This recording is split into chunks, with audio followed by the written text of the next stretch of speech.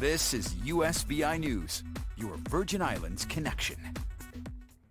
Hi, everyone. Thanks so much for joining us for USVI News. I'm Emily Matson. We begin today with the very latest on Hurricane Ian as the powerful storm barrels towards the state of Florida.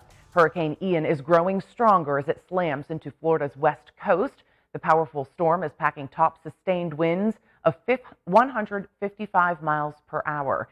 As Jason Allen reports from Tampa, Ian already caused damage before it even made landfall.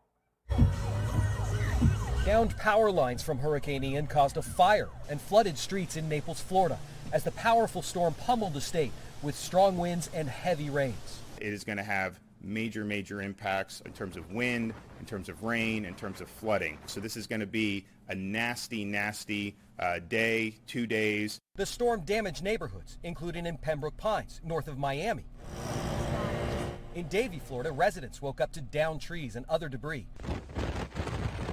More than 2.5 million people were under mandatory evacuation orders, but by law, no one could be forced to leave. I urge Floridians who have made the decision to shelter in place, to stay indoors, and stay off the roads. The National Hurricane Center warned of storm surges, raising the level more than 12 feet for some coastal areas. Officials in Charlotte County braced for a direct hit. We are beginning to see sustained tropical storm force winds, which means emergency crews from all of our emergency response agencies have been pulled from the road and are no longer able to respond. There are already reports of power outages, and officials with Florida Power and Light warned people in Ian's path. Electricity could be out for days. The state and FEMA say they are ready to help as soon as the storm moves out.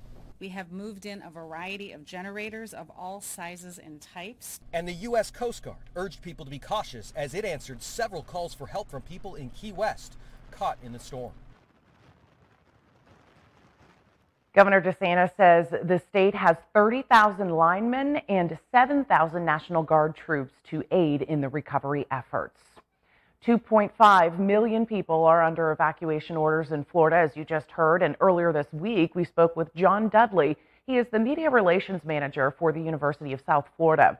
Well, he woke up Tuesday and realized the path of Hurricane Ian is headed right where his home is located near Sarasota. So as our USVI News Mike Ruzzi reports, he packed up his family and headed to Miami.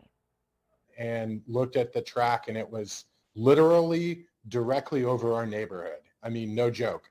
Making landfall at Nokomis Beach, which is, we live about a mile from there, and the path is still directly over our neighborhood. When we talked with Craig Woodard last night, he was looking for a new flight from Tampa to Pittsburgh. He found one, and it's for late Friday, a day after his original flight was canceled. So my flight is actually Friday around 5:05. We'll see. I'm very hopeful that they'll keep it. I can fly into Pittsburgh. It's like being attacked by a turtle. It's coming. You know when it bites you, it's gonna hurt. John, I can't imagine what the emotions are because your home is there and you don't know what's going to happen.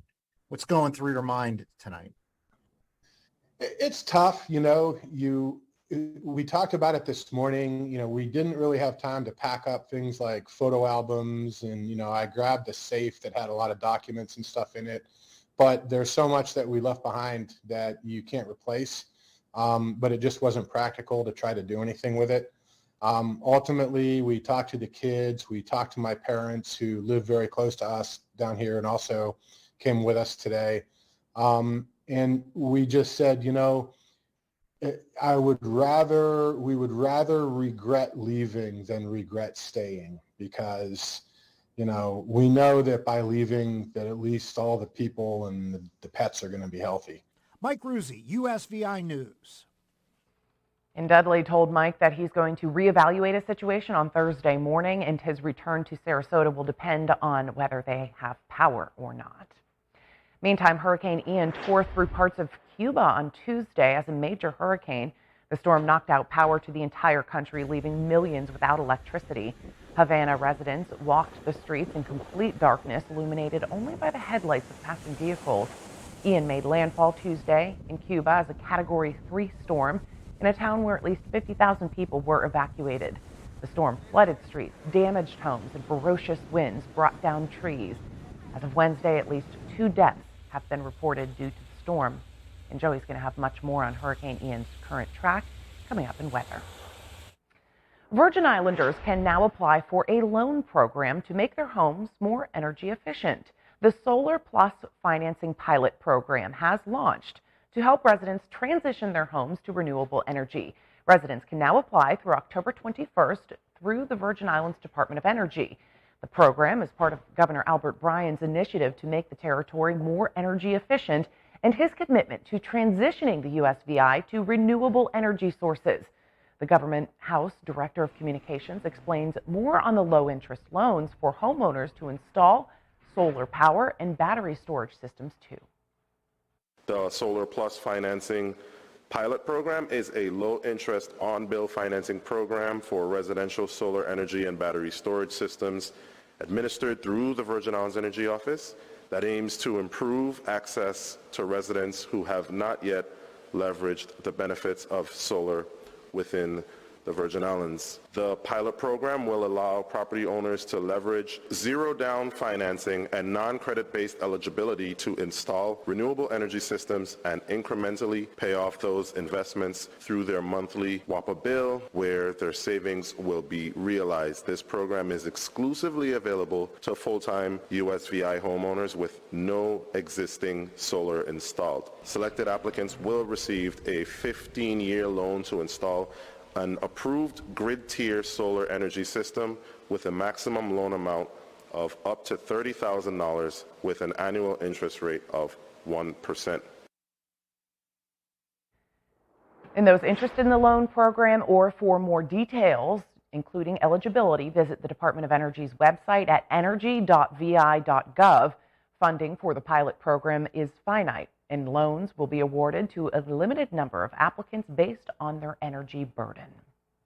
A St. Croix man is arrested for allegedly swiping a woman's bank checks and stealing thousands of dollars from her. Detectives from the Economic Crimes Unit have charged 25-year-old Jeremiah Chatham. Police say on 3 separate occasions he wrote 3 checks against the victim's checking account totaling more than $3,500 and then made several PayPal transactions totaling more than $7,500.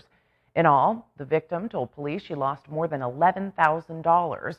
His arrest stems from an investigation which launched back in January of this year. He's facing several charges, including forgery and grand larceny. Now to consumer news, huge multinational companies like Cisco, Microsoft, GE, and JP Morgan are expected to release their earnings in coming weeks. And experts say if we want to know where the U.S. economy is headed, we should pay close attention to corporate earnings to find out. It comes as one major company is warning a global recession could be ahead. Soaring inflation and interest rates in the U.S. and a war and energy crisis overseas.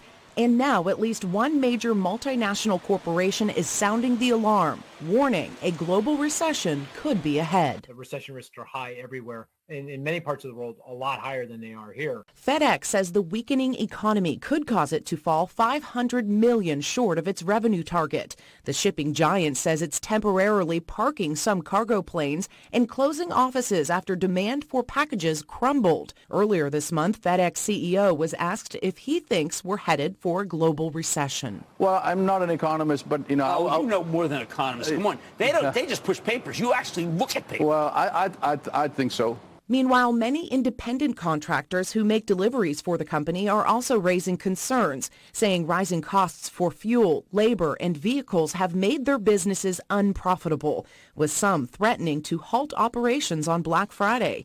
Experts say because FedEx ships a huge variety of goods across the world, it's a good measure of how the global economy is doing.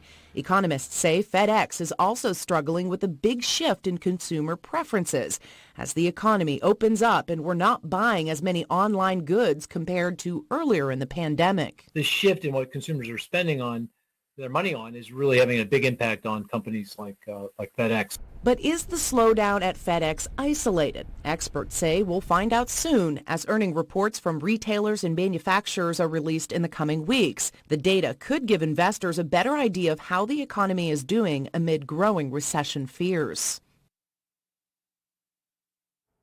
And a recent business roundtable survey of CEOs showed increasing concerns, with business leaders saying they're scaling back hiring plans and capital investment amid high inflation and soaring interest rates, while also citing the war in Ukraine and an energy crisis in Europe.